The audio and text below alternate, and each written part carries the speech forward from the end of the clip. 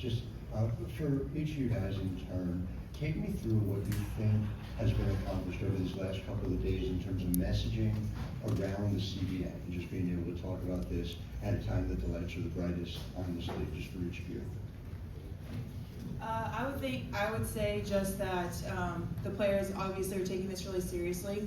We had the most participation in league history. I think we had close to 40 players in our league meeting. I think it just sends a really strong message that we're standing really firm on certain areas that we feel really strongly that we need to improve on, and I think we got that message across. Yeah, I think for myself, that was the best part of it, being in the room, and there's over 40 other players in this league, and I'm sure a lot more would have loved to be there if they were in Indianapolis, and I think that's the most powerful thing, is all the girls from across the league just being in that room together. Thank you, Will. Next question, row 3 in the center. Annie Constable, Front Office Sports. This one's for you, Caitlin. Where does your W salary stack up against your deals with State Farm, Gatorade, Nike? It's a good question. Honestly, I feel like that's where we're really fortunate, is that we have those other deals. And I think that's one of the things that we're in the room fighting for, like Fee said, is, we should be paid more, and hopefully that's the case moving forward as the league continues to grow. I think that's something that's probably the most important thing that we're in the room advocating about. Next question will come from row 4, all the way to the left.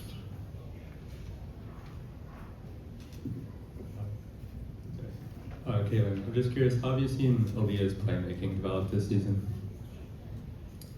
To be honest, I'm not sure it's changed, because I've always said Aaliyah's a great playmaker. If you watch her game, you know how good she is with the ball in her hands. She brings the ball up full court. There's even times last year, I think it's just a comfortability thing, because in the past she plays more on the block, and then since coming into the league, she's kind of played a little bit more in the perimeter, and now with the offense that we run with Steph, I think just having the ball in her hands and really orchestrating that, especially if I'm getting picked up 94 feet or the other team's pressing, we feel very comfortable giving Aaliyah the ball to bring it up full court. So, sure, she's certainly got better, but I only say that because I think she's been really good at it her entire career. She passes, she finds people on cuts really well. She's making impressive passes on people cutting, getting open. They're not just point blank wide open passes. So, it's another weapon for us, and she's been incredible in that regard. Next question, row 1, center. Hey Fee, hey Caitlin. Fee, this question is for you. It's deeply unserious, so I'm just asking in advance. But my question to you is, do you think you're a better trash talker than Caitlin? Oh no, I don't trash talk, so. I'm not good, so the bar is low. I think of it after, I'm like, ugh, thinking about it for days after. I should have done this. He's too nice. Yeah. I can't think of it fast enough. That's like even when we were picking our teams, I think they probably would have liked if we were talking trash a little bit more, but Yeah. no, he's too nice. She's We're a mom. We're Midwestern. Yeah, that's a good point. Staying in the front row to your left. Yeah, Caitlin, can you just tell us what the weekend's been like? It probably wasn't what's ideally what you wanted, but it seems like you still have been having a good time. And how much coaching do you think you're doing tonight?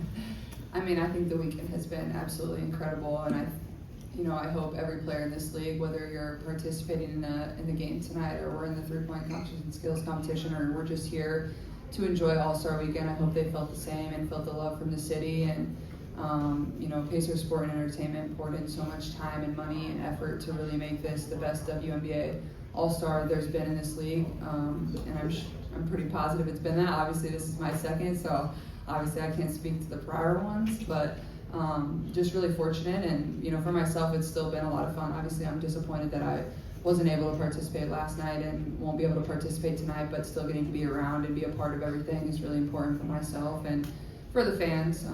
They've been out in full force, whether they're coming into the game tonight or whether they're just enjoying all the festivities that are around our city. So just really happy, not only for Indianapolis and the state of Indiana and our organization, but really just the league overall.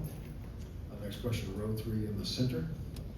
Caitlin, I know that you're only a second-year player and still really young, but I was just curious about, do you think it's important for you individually to voice your thoughts publicly on what you think are priorities and your thoughts on the next CBA?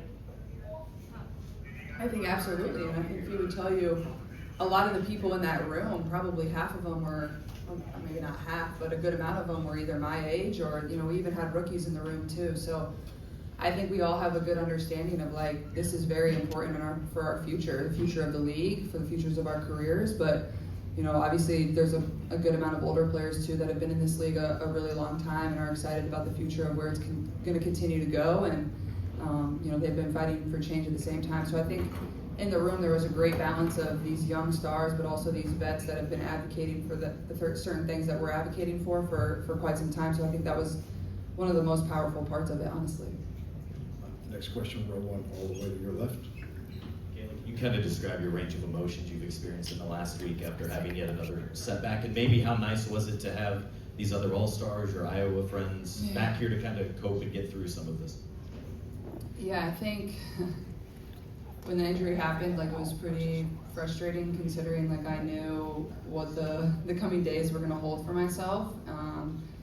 But I feel like dealing with that, and then also just like trying to look at it in the most positive manner that I can, and being a part of this, and you know, that wasn't going to be taken away from me. Is sure, maybe I'm not able to play in the games, but I can still be here and participate, and I have a ton of friends and family in town that are having a really good time. So I've been trying to enjoy it the best I can, and I think just it all comes back to having good perspective on everything. You know, certainly there's frustration and a little bit of sadness, but at the same time, I've been able to have a great time too. Next question, all the way to the back and on the left. Hey y'all, question for Napheesa. So obviously this is a forward-driven league, and it's been that for pretty much the duration of it. I'm curious for you, do you feel like the way the league is trending, is it more so going to be leaning towards the versatility of offense for forwards or defense for forwards? Ooh, I would say offense, just because I do think defense wins games, but people are learning to score in so many new ways. Good offense beats good. Good offense. Great offense beats good defense. I was gonna make that. But I appreciate that. I know, but that's a good point. Defensive player of the year would say that. She has to say that. But that's what I was gonna say. That's why offense, I think, is because it always is on a play. Offense will always beat defense. Like, good offense will always win. And people are learning to score in such a multitude of new ways. I mean, we have people coming to league expanding the three-point line, post players who can shoot threes, are versatile.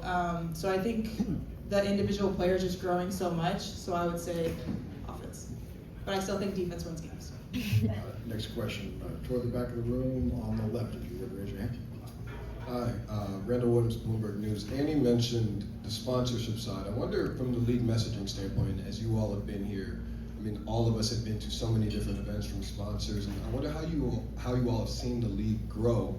But also, when you get in that negotiation room from the CBA perspective, when the messaging is expansion, when it's new sponsors and new revenue, and then you get in there and you're discussing salaries and so much more, how does that feel? I mean, it's great. That is what we've been fighting for so long, is the league growing. So having new brands come in, having new sponsors come in is exactly what we want. We just also want to reap the benefits of that. You know, that's obviously a lot of new money coming in. And for so long it was, you know, people are not investing in women's sports, it's not accessible enough, and that's changing. And so that's what we are trying to change as well for us, is that we've been a part of that growth. People before us have. We are, this current group now, are part of that. So we just want to make sure that we are also getting a cut of all this new money that's coming in. Next question, second row all the way to the right.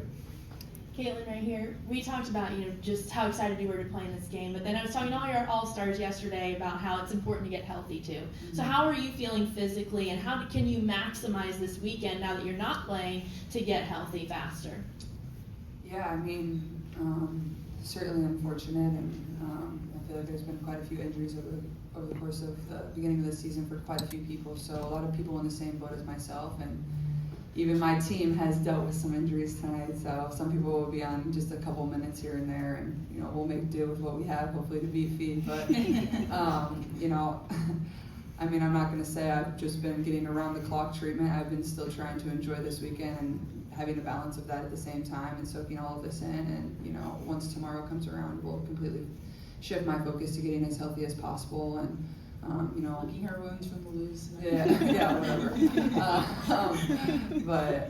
Yeah, just prioritizing that, but also having a good time has been important for myself too. We have time for just a couple more. We do have a commitment for the players on the court. Next question, all the way to the left of the second row. Hi, Tiana Randall, Forbes. This question for both of you. All-Star Weekend is notoriously a very fun weekend for both the players and people who come, and and we've seen through like live streams and videos that you guys are having way more fun, staying out staying out a little bit more late than you may have anticipated. What is some of the messaging? What if we do that normally? You just never saw it. That's true. That's true. Making I mean, I'm not speaking for Phoebe. 7 a.m. shoot around. There was no shoot arounds today. Yeah. Both teams canceled. I heard. I got the email. So, as captains, what type of messaging are you guys sending to your players about balance and just making sure you are still wanting to get the win? I mean, I told my team have as much fun as possible. At practice, we just shot a little bit, and then we shot a half-court shot, and we headed out. But I mean, like that's All-Star Weekend. Like we joke about winning, but at the end of the day, like it's not that serious. Like we're gonna have a fun time, and I feel like for me, it's a little bit of a unique perspective because my first All-Star game was versus Team USA. Like it was a little more serious, just to help them prepare for the Olympics. So this one, I would say, like the actual play-wise is a little more laid back and a little more fun, but it's been cool just to see, you know, everything that's been going on and how much everybody's enjoying it. Yeah. I mean, exactly the same. I wasn't telling them anything about preparing for the game. We're preparing to be on stud buds. Like Caitlin said, I mean, at the end of the day, we're here together like for a fun weekend. This is supposed to be our break, you know, we all play Tuesday. Yeah, we would appreciate a longer break. Yeah. So yeah, just having fun, especially together. You know, it gets so serious, especially online, but like we're friends and having a party with how many of us are here? 30, 40 of your closest people that you play with and against all the time. It's been really, really fun. Last question will come from the left in the third row. Sports Illustrated. Napheesa, as you get further into bargaining, your first time in a leadership role on the committee, what have you learned the most from this experience, and has anything surprised you about actually being in the room? I mean, I don't know if I've learned it from this or just through Unrivaled as well, just how complex business is. And, you know, of course, as players, you want to get the most you can, but there are business expenses and all those things. So that's why I think being an Unrivaled helps in that situation where I know like there are business expenses coming from the W. I know it's reasonable for us to ask, and that's why I feel like we all feel really prepared. All of us are individual businesses. Like each one of our brands, we understand the business, and it gives us a unique perspective where we know exactly what we're talking about. So I don't know if anything surprised me, but I do feel super prepared just from that.